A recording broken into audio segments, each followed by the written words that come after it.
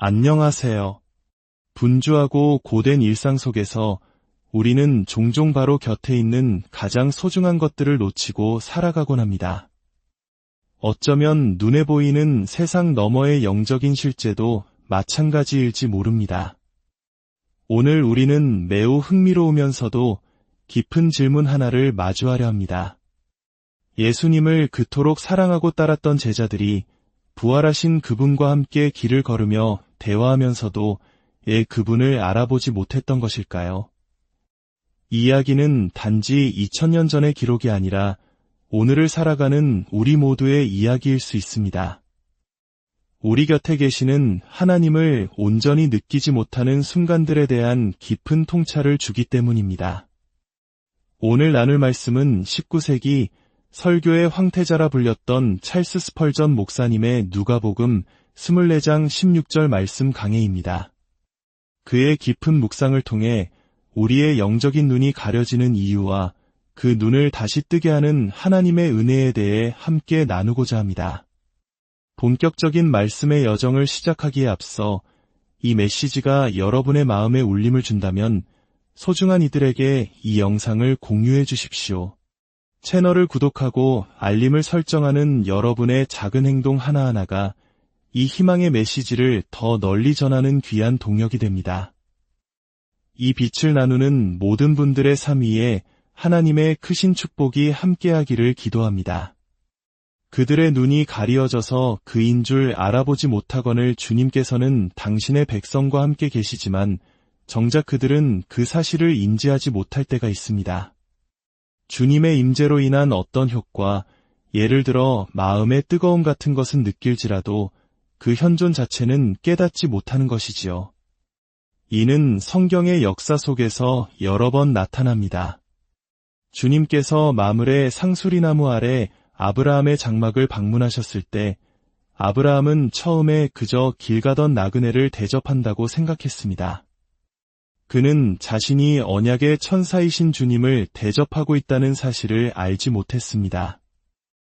야곱 또한 꿈에서 하나님을 뵌 후 잠에서 깨어나 여호와께서 과연 여기 계시거늘 내가 알지 못하였도다 라고 고백했습니다.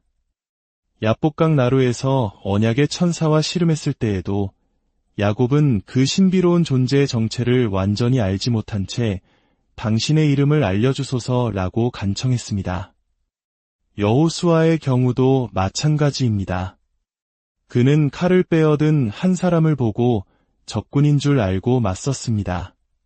그분이 나는 여호와의 군대 대장으로 지금 왔느니라라고 말씀하시기 전까지 그는 자신의 주님을 알아보지 못했습니다. 이처럼 성도들은 주님의 놀라운 임재의 은총을 누리면서도 어떤 이유로 인해 주님이 바로 곁에 계시다는 사실을 깨닫지 못할 수 있습니다. 오늘 우리가 살펴볼 엠마오로 가는 두 제자의 이야기가 바로 그러한 경우입니다. 먼저 주님이 곁에 계심에도 성도들이 그분을 알아보지 못하는 이유를 살펴보겠습니다. 본문에서는 그 이유를 두 가지로 설명합니다. 첫째는 제자들의 눈이 가리어졌기 때문이고 둘째는 마가복음의 기록처럼 예수님께서 다른 모양으로 그들에게 나타나셨기 때문입니다. 이 두 가지는 모두 사실이며 서로 다른 복음서 기자가 진실의 각기 다른 측면을 기록하여 우리에게 온전한 그림을 보여주고 있는 것입니다. 첫 번째 이유, 즉 그들의 눈이 가려졌다는 것은 그들 내면에 영적인 시야를 방해하는 원인이 있었다는 뜻입니다. 그것은 무엇이었을까요? 성경이 명확히 말하지 않는 부분에 대해 우리가 단정할 수는 없지만 몇 가지 가능성을 묵상해 볼 수 있습니다. 가장 큰 원인은 바로 슬픔이었을 겁니다. 그들은 사랑하는 스승을 잃었습니다. 십자가에서 처참하게 돌아가신 스승의 시신마저 사라졌다는 소식은 그들을 깊은 절망에 빠뜨렸습니다. 몇몇 여인들이 천사를 보았다는 놀라운 이야기를 전했지만 그들의 귀에는 그저 공허한 장송곡처럼 들렸을 뿐입니다. 성도에게 주님의 임재를 잃는 것만큼 큰 슬픔은 없습니다. 우리 중 누구도 그 부재를 태연하게 견딜 수 없기를 바랍니다. 신랑을 빼앗길 날이 오면 금식하리라고 하셨던 주님의 말씀처럼 주님의 부재는 영혼의 가장 깊은 금식을 가져옵니다. 이러한 깊은 슬픔은 우리의 판단력을 흐리게 할 수 있습니다. 심지어 죄에 대한 거룩한 슬픔이나 주님의 부재에 대한 애통함조차도 때로는 눈에 먼지를 넣어 시야를 가리는 것처럼 우리를 위로할 진리를 보지 못하게 할 수 있습니다. 또한 제자들의 눈은 불신으로 인해 가려졌을 것입니다. 만일 그들이 예수님의 부활을 굳게 믿고 기대하며 엠마오로 향했다면 그들은 분명 주님을 알아보았을 것입니다. 길에서 다가오는 그분을 보자마자 혹시 우리 주님이 아닐까? 지금 우리에게 오시는 것일지도 몰라 라고 생각했을 겁니다. 그들은 주님께서 사람의 아들들과 함께하기를 기뻐하시며 사랑하는 자들을 오래 홀로 내버려 두지 않으실 분임을 알고 있었습니다. 만약 그들이 믿음으로 기다렸다면 주님을 즉시 발견했을 가능성이 높습니다. 사랑하는 형제자매 여러분, 우리의 불신앙이 얼마나 자주 우리 눈앞에서 주님을 가려왔는지 모릅니다. 만약 우리의 불신앙만 아니었다면 우리는 지금까지 주님의 마음에 있는 비밀을 얼마나 더 깊이 알 수 있었을까요? 마지막으로 그들의 눈은 성경에 대한 무지 때문에 얼마간 가려져 있었습니다. 그들은 메시아가 반드시 고난받고 피 흘려 죽으셔야 한다는 명백한 성경의 예언을 제대로 깨닫지 못했습니다. 구약 성경의 모든 페이지가 그리스도를 가리키고 있었지만 그들은 그 의미를 제대로 알지 못했습니다. 그래서 자신들이 전통적으로 기대해왔던 영광스러운 메시아의 모습과 다른 현실 앞에서 부활하신 주님을 알아보지 못했던 것입니다. 이것은 오늘날 많은 성도들에게도 마찬가지입니다.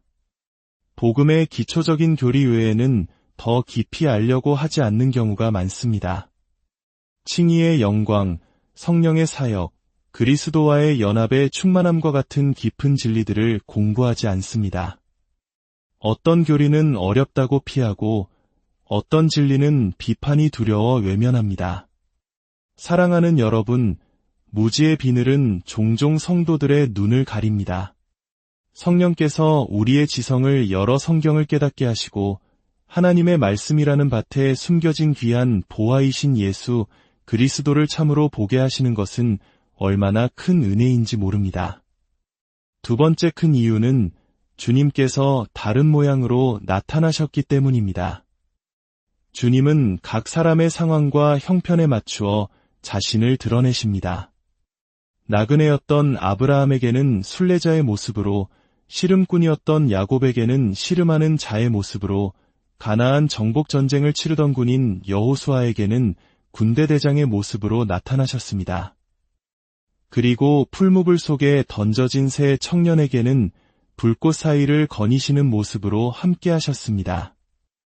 주님은 당신의 백성과 온전히 하나 되시기 위해 그들의 모습으로 자신을 낮추십니다. 마찬가지로 엠마오로 가던 두 나그네에게 주님은 또 다른 나그네의 모습으로 다가가셨습니다. 이는 주님께서 우리의 어떤 형편에 처하더라도 우리와 공감하실 수 있다는 위대한 진리를 보여줍니다. 어쩌면 당신은 지금까지 온유한 목자처럼 당신을 인도하시는 주님의 미소 띤 얼굴만을 보아왔을지 모릅니다. 그러나 어느 날 주님께서 어리석고 마음이 둔한 자들아라며 당신의 영혼을 책망하실 때 당신은 이것은 그리스도가 아닐 거야라고 생각할지 모릅니다. 하지만 기억하십시오. 주님은 때로 성전에서 장사하는 자들을 내쫓기 위해 채찍을 드시기도 합니다. 그분은 같은 그리스도시지만 당신이 이전에 보지 못했던 다른 모습으로 일하시는 것입니다. 당신은 지금까지 생명의 빵을 떼어주시고 생수를 마시게 하시는 주님만 보았을지 모릅니다.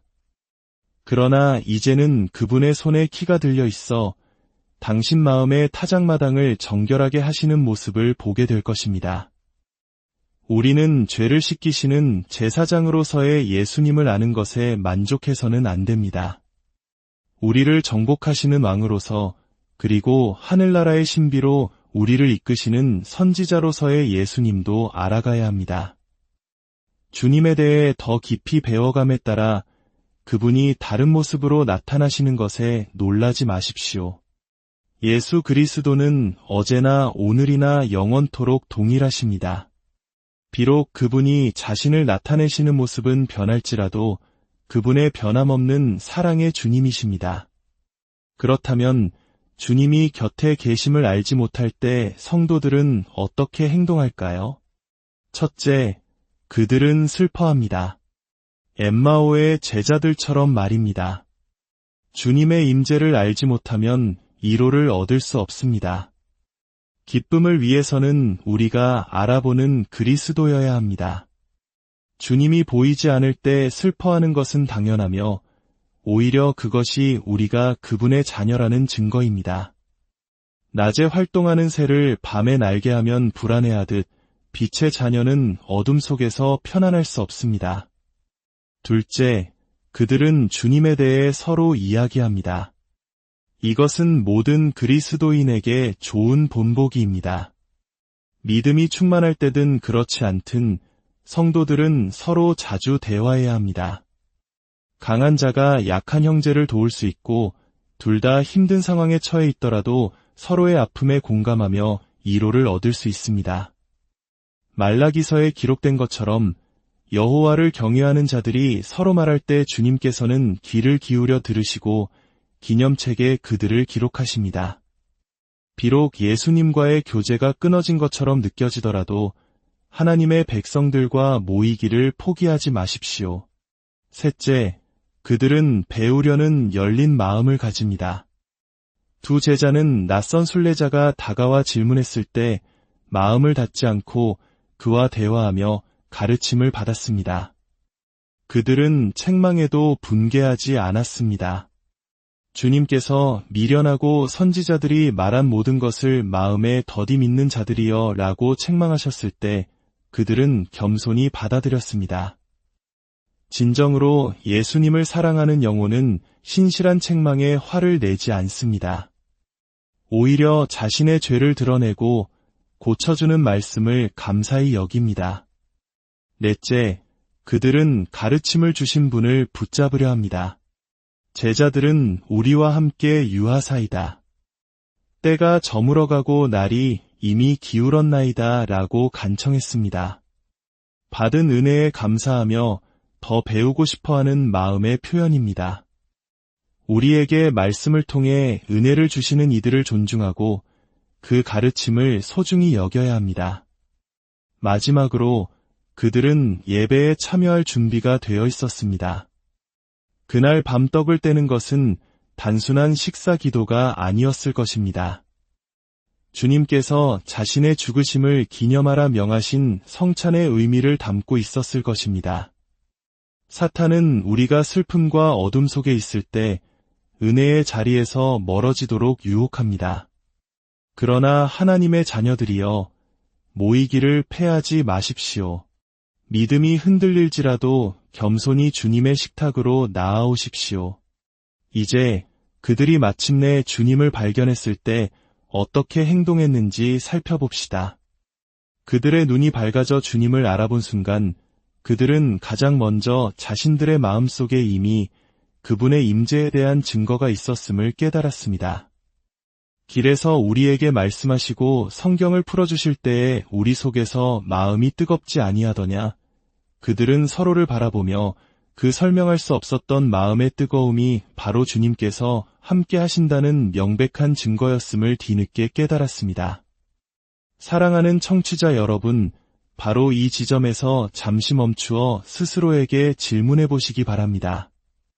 혹시 구원자를 찾고 있지만 찾을 수 없다고 느끼는 분이 계십니까?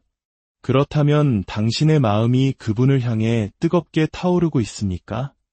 죄에 대한 깊은 슬픔과 그리스도를 주시지 않으면 나는 죽으리라는 간절한 외침이 있습니까? 은혜로 새롭게 되지 않은 인간의 마음이 스스로 그런 열망을 만들어낼 수는 없습니다.